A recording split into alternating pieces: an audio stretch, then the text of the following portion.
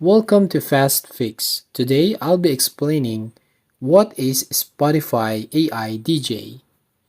So, Spotify has released a new feature back on February 2022, and it's like a AI generated radio station where it play music that you like and add music that it thinks you may like. There is also a lifelike AI host that talk between the songs and telling what's going to play next. So, how can you use that feature? Well, you need to remind that the AI DJ is currently available only for Spotify premium users in the US and Canada. So there's a form method over here. The first, head to your music feed on home in the Spotify mobile app on your iOS or Android device. Then tap play on the DJ card.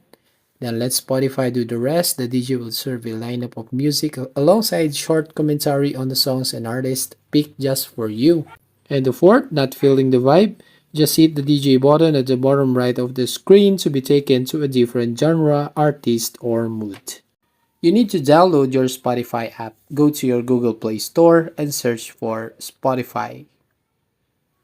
And then if the update button shows up, tap on update.